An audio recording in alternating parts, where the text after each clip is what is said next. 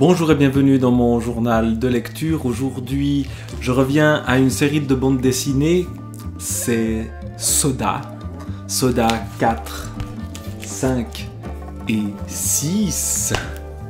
Dieu est mort ce soir. Puis Fureur chez les saints. Et enfin, Confession express. La thématique religieuse est assez évidente. Et en même temps, le pasteur que l'on voit ici sur la couverture, que l'on revoit ici et que l'on revoit encore, n'a pas tout à fait l'air d'un saint et n'est pas tout à fait un pasteur. J'ai déjà parlé de cette bande dessinée-là. Et on a donc affaire à un faux pasteur qui se fait passer pour pasteur parce que sa maman deviendrait complètement folle, ou en tout cas risque la crise cardiaque si il lui disait qu'il était non pas pasteur mais policier. Il est donc à New York, tous les jours il se change, part de chez lui habillé en pasteur et puis devient flic. Et parfois il y a des confusions et il y a toujours, effectivement, dans ces histoires-là, de la religion mêlée à la mort. Dieu est mort. Le fameux adage de Nietzsche, ce soir comme le lion, mort ce soir. Et qui est Dieu dans Dieu est mort? Dieu est un vieil homme. Il est seul en haut d'une tour. Dieu est un personnage mortel. Fin septembre à Manhattan, il est 18h. Un pâle soleil d'automne vient mourir entre Boveri et Fulton Street, là où la ville basse fait déjà mentir son nom. Au travers de l'immense baie vitrée de son bureau au sommet du siège de sa compagnie, William Scott Ingram laisse tomber un regard éteint sur l'étrange agitation de ses contemporains, 60 étages plus bas. Voilà qui est Dieu. Et on découvre d'autres personnages dans les premières pages.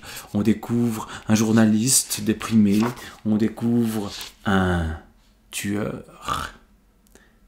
On découvre un sans-abri. Et tous ces personnages-là se retrouvent au cœur d'une intrigue qui va évidemment susciter l'intérêt de notre flic pasteur, Soda, qui va la résoudre, mais tout en essayant de se cacher, de ne pas se faire avoir par sa maman. Alors, on a une première histoire ici, on en a une deuxième qui est Fureur chez les saints, où il se retrouve dans un monastère, et dans ce monastère, tous les moines ne sont pas de vrais moines, et ce monastère accueille le pasteur et l'accueille parce qu'ils ont un devoir d'hospitalité, même si ce pasteur est étrange, il a un flingue, il fume, et il semble pas aussi religieux qu'il en a l'air. On va pourtant l'aider à résoudre l'affaire. Alors ici, c'est une affaire de meurtre, évidemment, à résoudre, où justement, on va, comme on le voit ici, se retrouver face à une scène de crime qui mènera donc à ce lieu où normalement on ne s'entretue pas. Encore une fois, ce mélange de meurtre et de religion qui est extrêmement important. Et puis, Confession express, cette femme qui vient de mourir ou qui va mourir, va se confesser au pasteur qui est flic.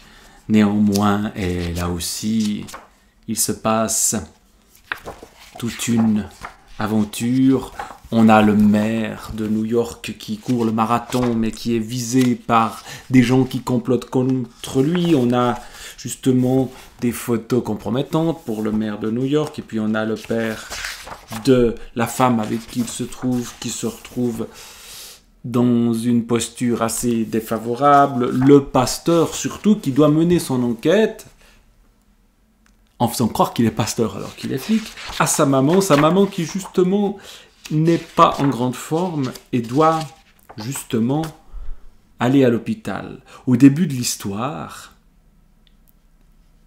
Soda écrit une lettre à sa maman. « Maman, il se peut que tu trouves surprenant que je choisisse de t'écrire alors que nous vivons là tous les deux sous le même toit depuis 2 ans.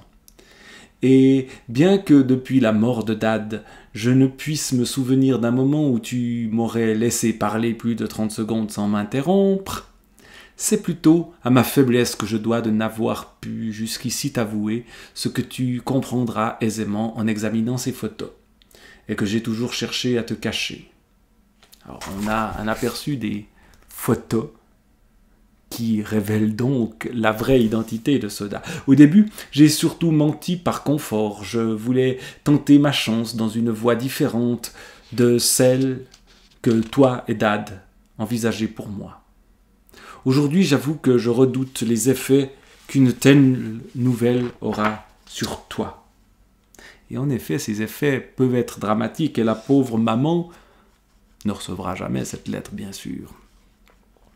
Et surtout, elle doit aller à l'hôpital. Et entre plusieurs examens qui durent chacun 2 heures, notre ami Soda mène son enquête. Alors, il se retrouve à devoir courir dans toutes les rues de New York, au moment même où a lieu le marathon de New York. Donc, c'est le seul flic disponible qui n'est pas en train d'assurer la sécurité de ce marathon de New York qui, en plus, cette année-là, il y a le maire de New York qui fait le marathon, donc il faut le protéger.